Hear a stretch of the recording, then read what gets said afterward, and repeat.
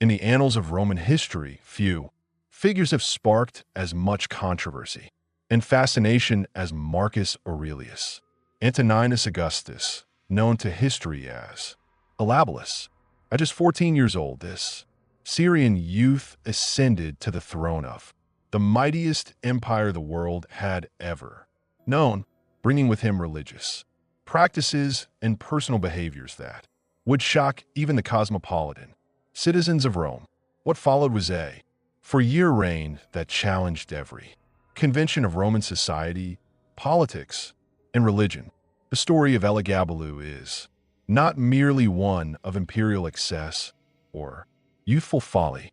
It represents a collision between East and West, between traditional Roman values and foreign religious practices, between established gender norms and radical self-expression. His reign would expose the fault lines in Roman society and ultimately contribute to the broader crisis that would plague the empire throughout the 3rd century. To understand the magnitude of what Elagabalus represented, we must first grasp the context of his time. The early 3rd century was a period of unprecedented change for Rome. The empire had reached its greatest territorial extent under Trajan, but cracks were beginning to show. Military pressure from barbarian tribes, economic instability, and political upheaval created an atmosphere of uncertainty that would define this era. The severe dynasty into which Elagabalus was born had brought African and Syrian influences to the highest levels of Roman power. His great-great-uncle, Septimius Cease, had established this dynasty through military might, and his successors continued to rely heavily on the army for legitimacy. This military dependence would prove crucial to understanding how a teenage Syrian priest could become emperor of Rome. Syria itself was a land of ancient civilizations and exotic religions. For centuries, it had been a crossroads where Greek, Persian, Roman, and Semitic cultures met and mingled. The religious traditions of this region were far older than Rome itself, with roots stretching back to the dawn of civilization.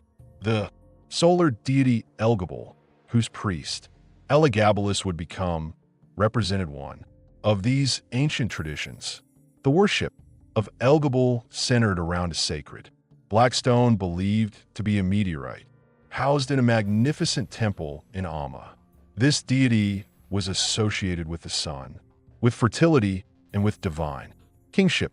The rituals surrounding this god were elaborate, involving music, dance, and practices that Romans would find deeply foreign.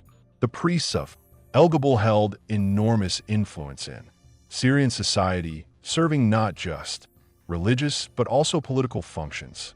Julia Dahmer, the Syrian empress and wife of Septimius Cease, had brought these Eastern influences into the heart of Roman power. Her sister Julia Mzur and nieces Julia Soyas and Julia Mamaia would continue this tradition, wielding influence that extended far beyond what Roman women traditionally enjoyed. It was this network of powerful Syrian women who would orchestrate Elagabalus's rise to power. The political situation that allowed a teenage priest to become emperor began with the assassination of Caracalla in 217 AD.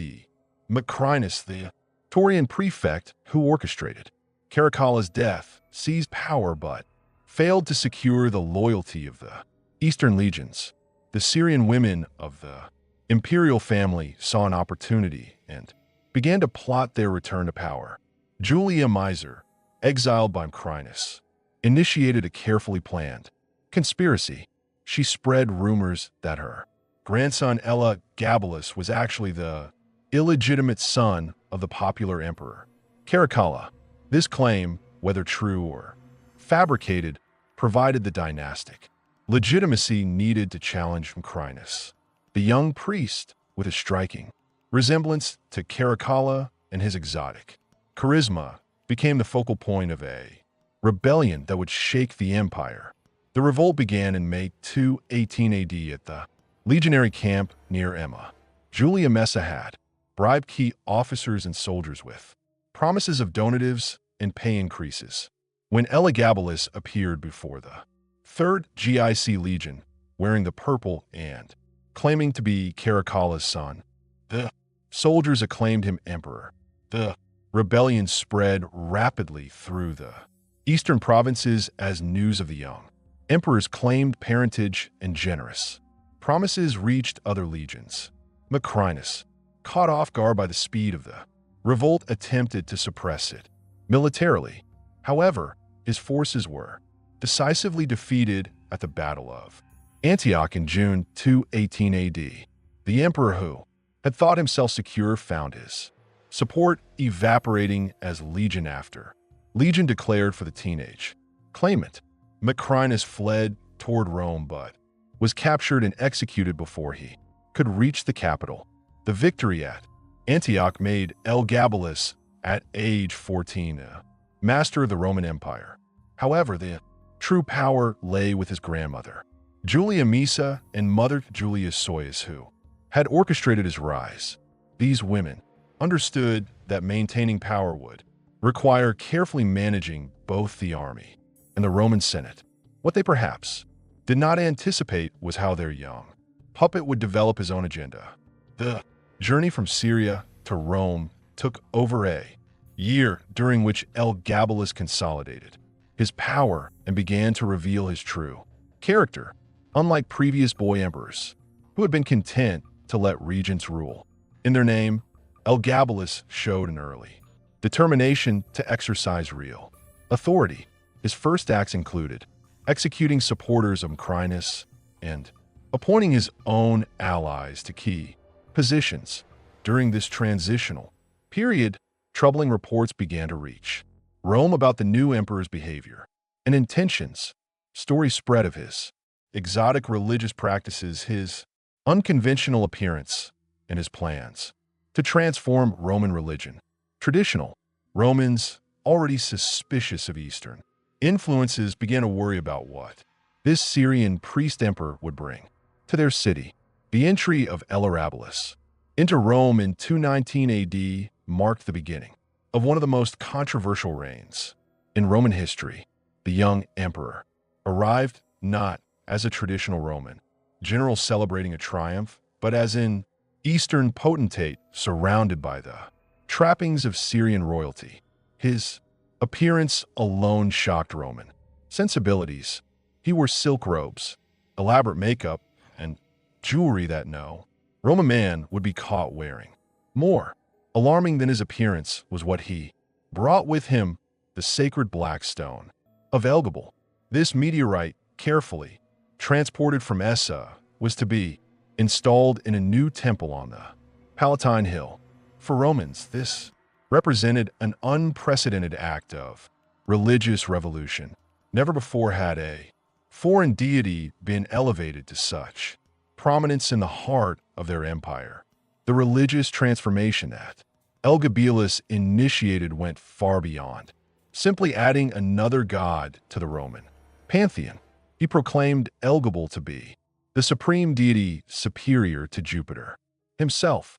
Traditional Roman gods were to be subordinated to this Syrian solar deity.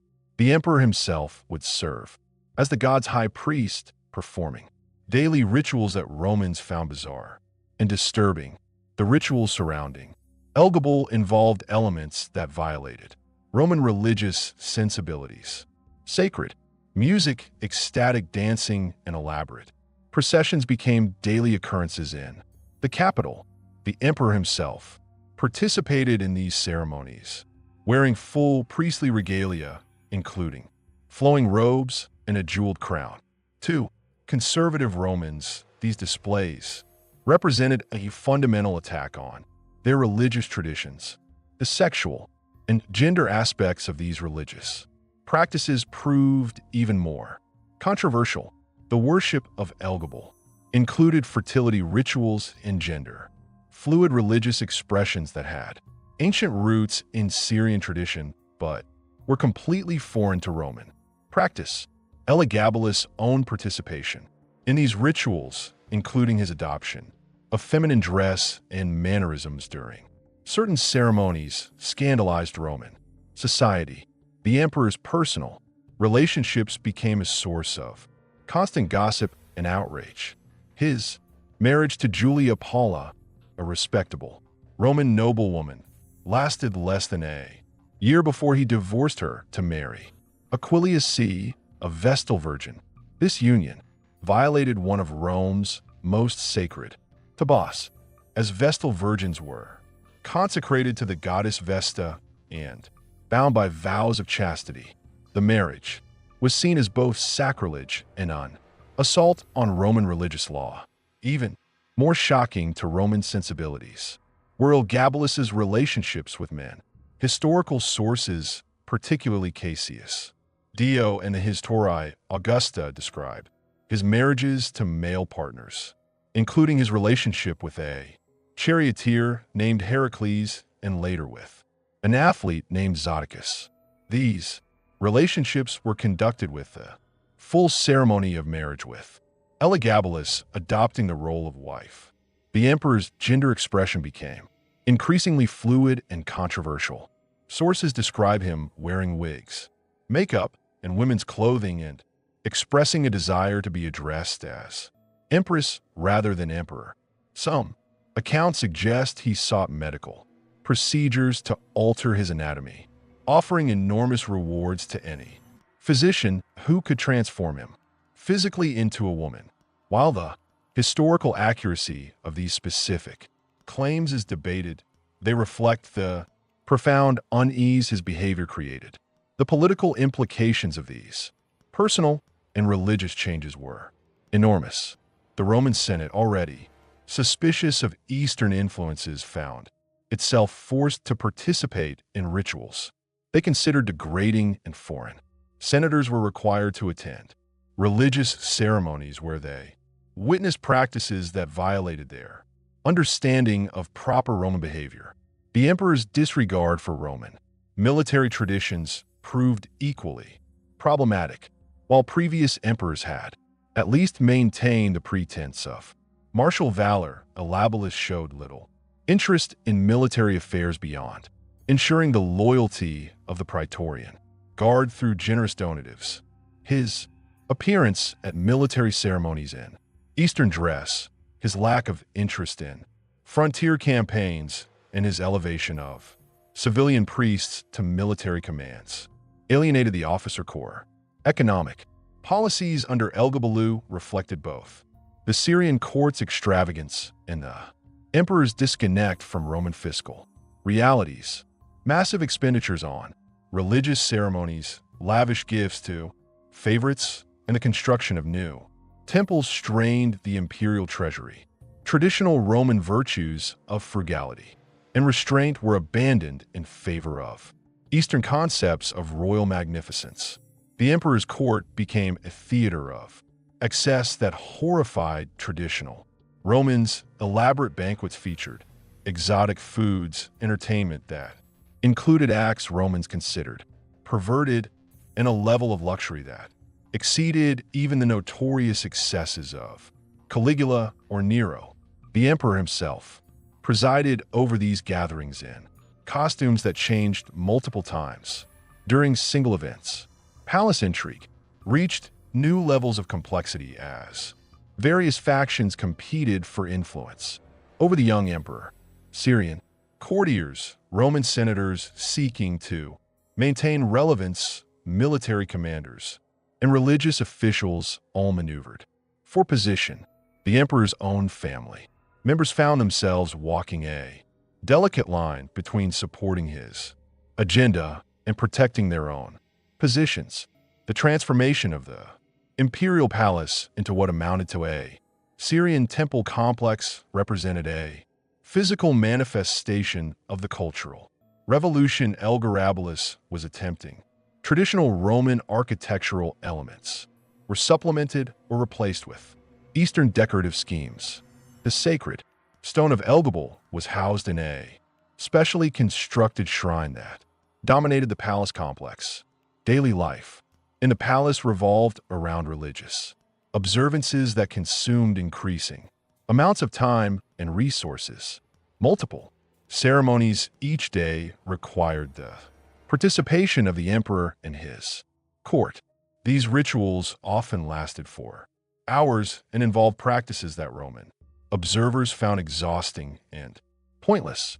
The emperor's insistence on presiding over every ceremony personally meant that state business was frequently interrupted or delayed. The psychological pressure on those forced to participate in these ceremonies was immense. Roman senators and officials found themselves required to witness and sometimes participate in rituals that violated their religious beliefs and social conditioning. Some adapted by viewing these requirements as necessary diplomatic formalities, while others began to plot resistance.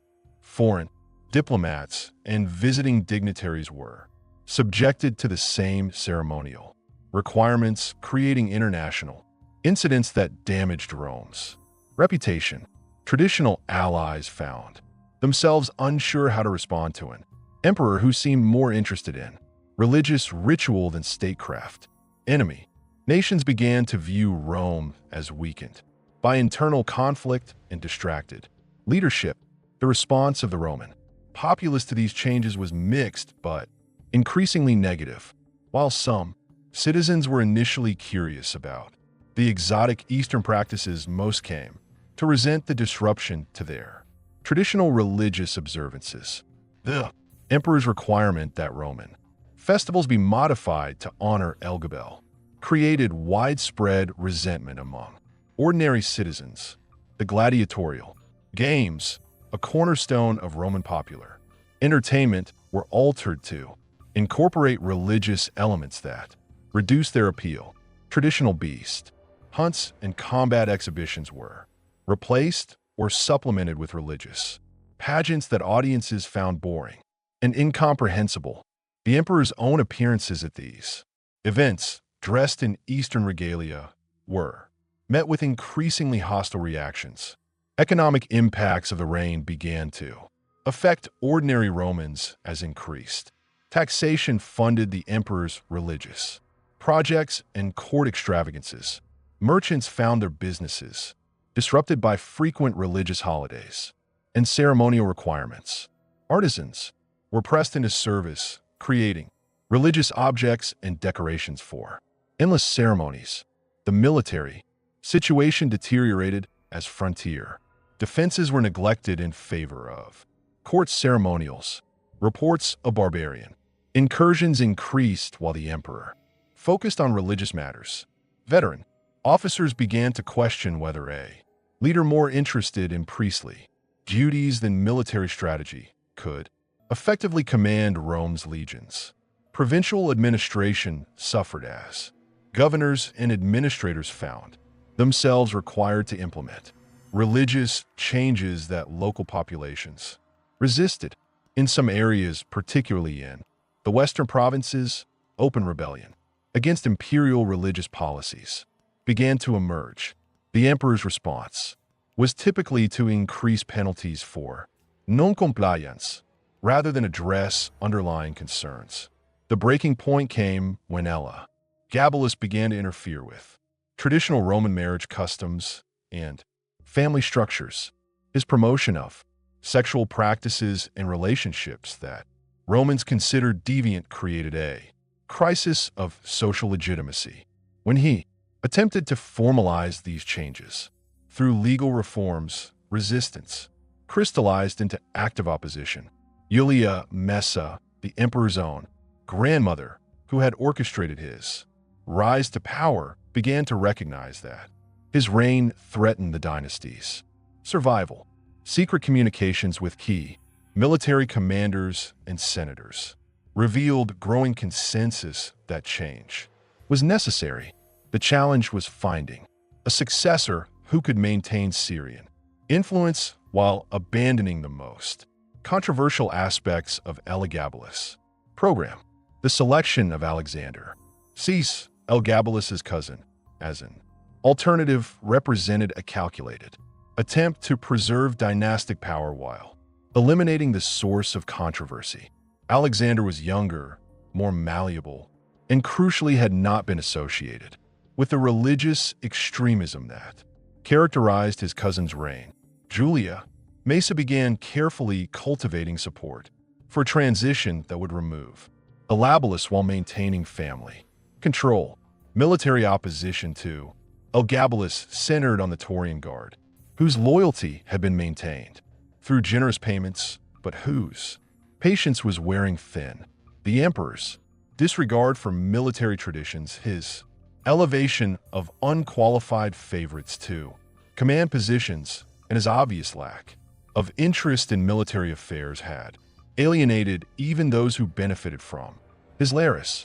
The conspiracy that would end Elagabalus's reign began to take shape in early 222 AD. Key participants included his own grandmother leading senators, Taurian commanders, and even some court officials who had grown tired of the constant ceremonial demands. The plot required careful coordination to ensure that the transition would be swift and decisive. The psychological state of the emperor himself had become increasingly unstable as opposition to his reign mounted. Historical sources describe episodes of paranoia, rage, and irrational behavior that suggested the pressure of ruling was taking a severe toll.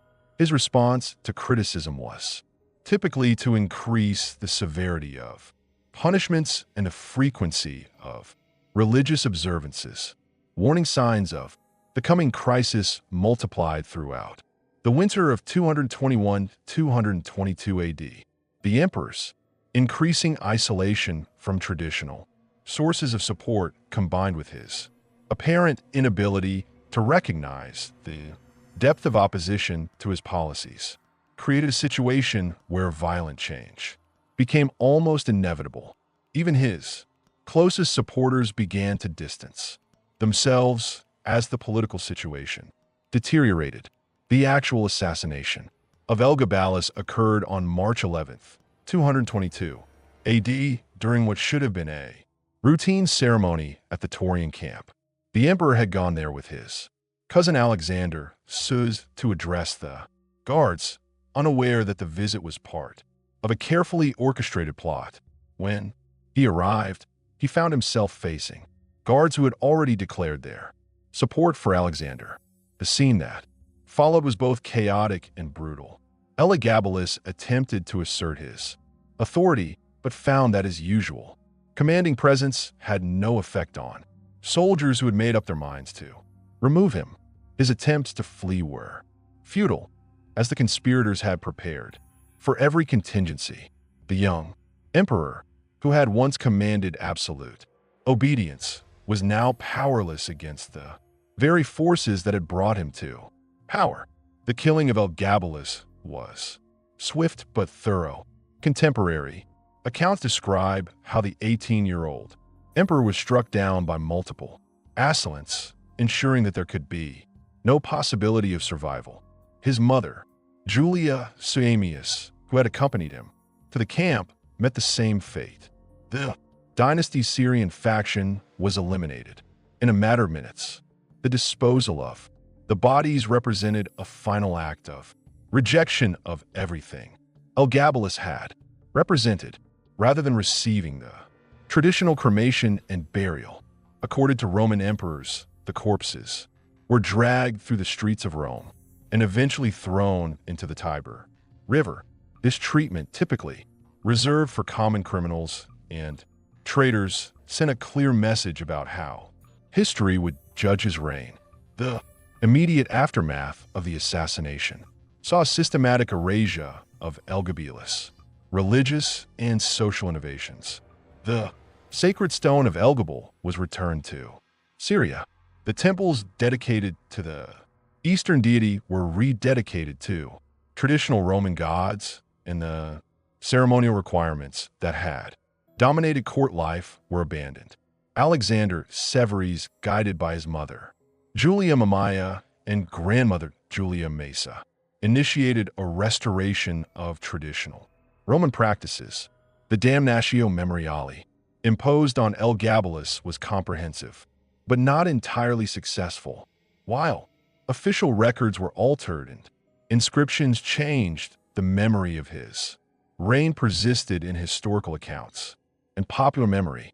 The very extremity of his innovations ensured that they would be remembered, even if only as examples of how not to govern Rome. The historical assessment of Elagabalus has evolved significantly over the centuries. Ancient historians like Cassius Dio and the authors of the Historiae Augusta portrayed him as a monster of depravity whose reign represented everything wrong with Eastern influence on Roman culture. Medieval chroniclers largely accepted this negative assessment, adding their own moral judgments about his sexual and religious behavior. Modern scholarship has attempted to separate historical fact from ancient prejudice, recognizing that much of what we know about Elagabalus comes from sources hostile to his reign. Contemporary historians acknowledge that Roman authors were predisposed to view Eastern practices as corrupt and effeminate, making it difficult to assess the emperor's actual innovations objectively. The question of Elagabalus's gender identity has attracted particular attention from modern scholars. Some historians argue that the ancient sources describe what would today be recognized as transgender identity, making Elagabalus potentially the first transgender ruler in recorded history. Others contend that his behavior should be understood within the context of Syrian religious practices, rather than modern concepts of gender identity. The religious innovations attempted by Elagabalus represent an early example of the kind of syncretistic religious experimentation that will become more common in the later Roman Empire. His attempt to create a supreme solar deity, anticipating some aspects of the religious reforms later implemented by Constantine. However, his methods and timing made success impossible. The political lessons of Elagabalus's reign extend beyond questions of religious and social policy. His story illustrates the dangers of disconnection between rulers and the societies they govern. No matter how absolute a ruler's power may appear, it ultimately depends on the consent or acquiescence of key social groups. When that consent is withdrawn, even emperors are vulnerable. The role of the Syrian women in both elevating and destroying Elagabalus demonstrates the complex dynamics of power in the Roman imperial system. Julia Mazza's decision to sacrifice her grandson to preserve dynastic power shows how political calculation could override family loyalty. The successful transition to Alexander's cease proved that the conspiracy had been carefully planned to minimize disruption. The economic and administrative aspects of Elagabalus' reign provide insights into the practical challenges facing the Roman Empire in the 3rd century. His extravagant spending and neglect of frontier defenses contributed to problems that would plague his successors. The empire's financial resources, while vast, were not unlimited, and fiscal irresponsibility had real consequences. The military dimension of the reign reveals the growing importance of the army in determining imperial succession. While traditional constitutional forms were maintained, real power increasingly rested with those who could command military loyalty. Elagabalus' neglect of military affairs ultimately proved fatal to his regime. The cultural impact of the reign extended beyond its immediate political consequences. The clash between Eastern and Western traditions that characterized Elagabalus' rule reflected broader tensions within the empire about identity and belonging. These tensions would continue to influence Roman society long after the emperor's death. The historiographical treatment of Elagabalus raises important questions about how gender nonconforming and sexually diverse historical figures have been portrayed. The hostile ancient sources may have exaggerated or distorted aspects of the emperor's behavior to make political points about Eastern influence and proper Roman values. Recent archaeological evidence from IMSA and other Syrian sites has provided new insights into the religious traditions that Elagabalus attempted to transplant to Rome. These findings suggest that his innovations were less bizarre from a Syrian perspective than Roman sources suggested, representing genuine religious practices rather than personal perversions. The psychological dimensions of Elagabalus's story continue to fascinate scholars and popular audiences. The pressures of absolute power on a teenager combined with the cultural displacement of moving from Syria to Rome created conditions that few individuals could have navigated successfully. His apparent inability to compromise or adapt to Roman expectations may reflect both personality traits and cultural conditioning. The legacy of Elagabalus in popular culture has been shaped largely by the sensational aspects of ancient accounts. From Renaissance paintings to modern novels and films, he has been portrayed as a symbol of decadence and sexual excess. These popular representations often tell us more about the societies that created them than about the historical emperor himself. The broader historical significance of the reign lies in what it reveals about the Roman Empire's capacity for change and adaptation.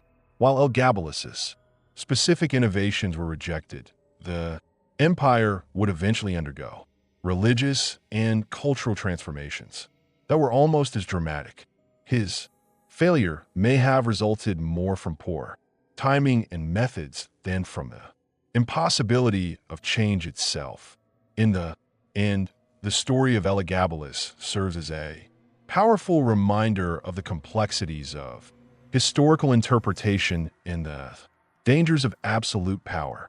Whether viewed as a misunderstood innovator, a mentally disturbed teenager, or a symbol of Eastern corruption, he remains one of history's most fascinating and controversial figures.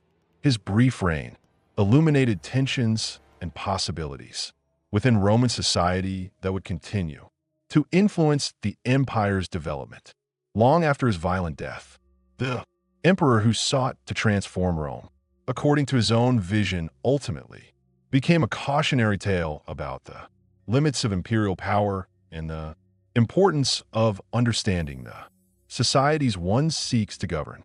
His legacy continues to provoke debate and reflection about power, identity, religion, and the nature of historical truth itself.